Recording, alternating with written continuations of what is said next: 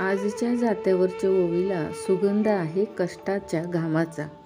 पाहूया आजच्या ओवीमधून ही स्त्री काय म्हणते.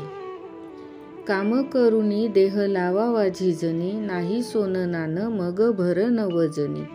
काम करता बाह्याच केलं दाव, बयानी शिकवलं नडल्याच्या कामा यावं.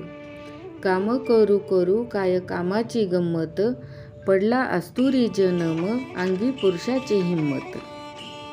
स्त्री जन्म म्हणजे जन्मताच कामाचं जोखड बैलाप्रमाणे खांद्यावर, त्यातून मरेपर्यंत सुटका नाही. भल्या पहाटे जो कामाचा बडगा तिच्या मागे लागतो तो जमिनीला पाठ टेकल्यावरच संपतो. पण या कामाविषयी कसलाही त्रासिकपणा कंटाळा तिला नाही. उलट ती म्हणते की काम करून देह कारणी लावावा.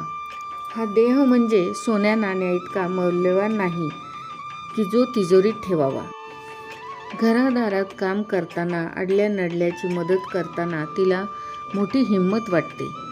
आणि पुढच्या ओळीमध्ये ती म्हणते की कोणतंही काम असू दे, शेतात असू दे, घरात असू दे, त्या कामासाठी तिचे हात सदैव पुढेच असतात.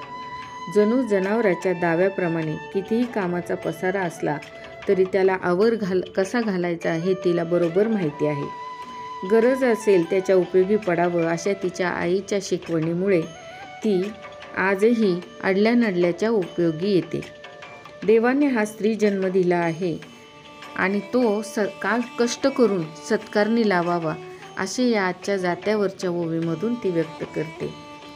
स्त्री जन्म असला तरीसुद्धा काम करण्यासाठी अंगी गड्याची हिंमत आहे अशा प्रकारचा आत्मविश्वास तिला मनापासून वाटतो आहे.